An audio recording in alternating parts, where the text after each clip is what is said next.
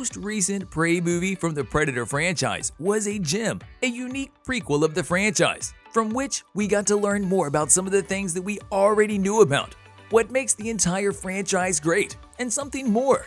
However, with the movie already out, I turned my focus to a potential sequel and all the things it could bring to the universe, filled with one of the most notorious alien race hunters in the world. The Prey movie arrived on Hulu earlier this year, and even though there was much skepticism around the movie and how it will perform, I think we can all agree that it turned out a lot better than maybe what anyone expected.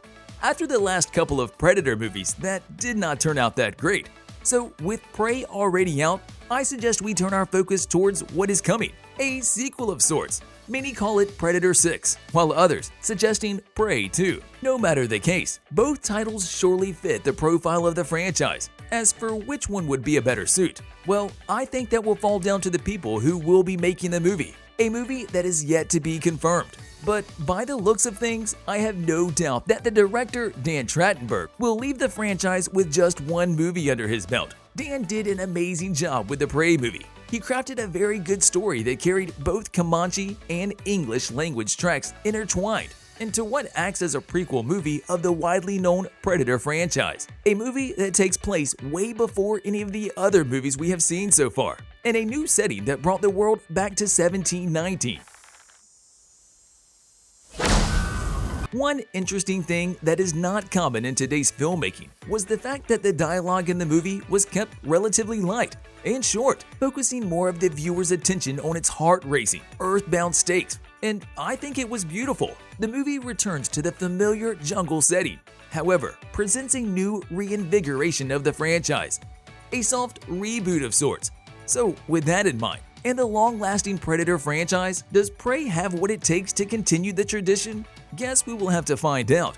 But that does not mean that I should not take you on a journey regarding the potential sequel and everything it can bring to the table to be an even better version of its predecessor. As for the rumored sequel, Dan Trachtenberg has spoken about his enthusiasm to make at least one more movie for the franchise and talked very little about where the story could go, which is enough on its own for me to tell you everything that Prey 2 could have in store for it, bits and pieces that could add towards the changes of this franchise. And without further ado, let's dive right in.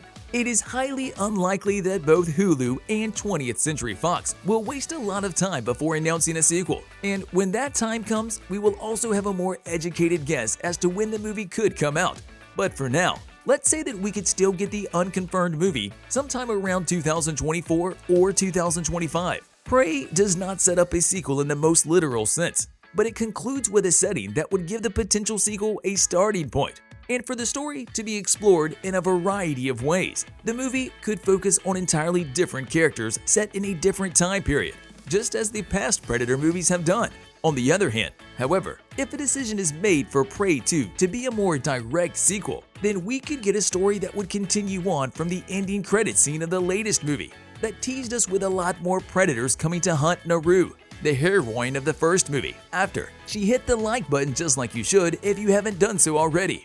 But no, on a more serious side of things, after she proves to be a very worthy trophy for the Predator that would kill her. Along with the change of scenery came the changes of the Predator alien, which was notable right from the start, all the way to how his fighting style looked, as well as the arsenal of weapons he was equipped with. The mainstay regarding this alien race was the mystique aura that surrounds them in every movie. The first notable detail is the flexible body armor it got on him, and a lot more of the actual skin showing. Then there are the simple weapons that we got to know from the previous Predator movies, but this time around not so advanced, which is understandable, seeing how this Predator is an older generation. And the most interesting part of the alien was the mask he wore, and instead of being in the iconic metal one, the new mask looked like it was made from a material that looked more like a segmented bone, further complementing the animal motive and the hunting style of the Predator, which, alongside the shield he has attached on his wrist, is the second most interesting part of the Predator, something we haven't seen,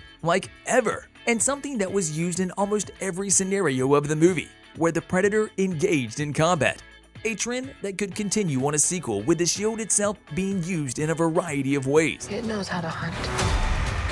I know how to survive. Many fans will agree with me on this. The iconic pistol was probably the most interesting part of the movie, purely as an Easter egg from the previous Predator movies, and I think the pistol of Raphael Adolini could play a big part in a sequel that might have already been put in motion with one thing in mind.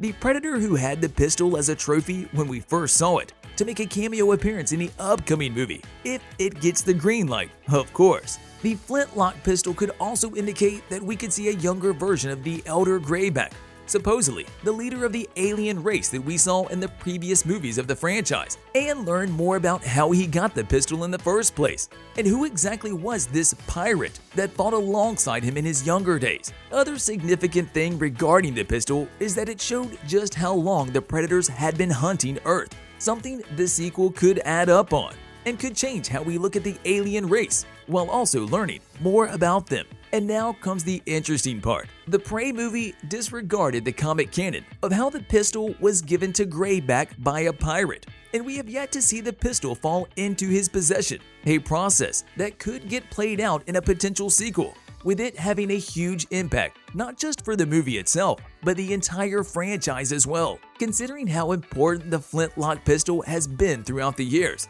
And if that is about to happen, we could also see a scenery of Naru or any other protagonist smashing that subscribe button and ringing the notification bell. But no, in all seriousness, we could see a battle that would not have the smoothest of runs with another Predator, with the chance of that Predator actually being Greyback. A battle that would end with him getting the pistol in his possession, which would therefore this detail alone serve as a direct connection to the entire franchise, something the Prey movie did not entirely clear out. Yet another mystery solved after all these years. The potential sequel could also explore the culture of the Predators, and the one we saw in Prey was actually a Predator from an entirely different culture. Because, as you know, the 2010s Predators introduced the Super Predators, a separate faction from the classic Predators that we have been seeing up until that point, and the two factions being in a long-lasting rivalry with each other. Thus, the upcoming sequel could dive deeper into this and showcase a ritual or two that is unique to this, let's say, third faction of Predators, and just how different they are when compared to the other hunters we have seen so far from the franchise. The reinvention that Prey brought to the live action is unmistakable, especially when you take into consideration the complete makeover of the alien race.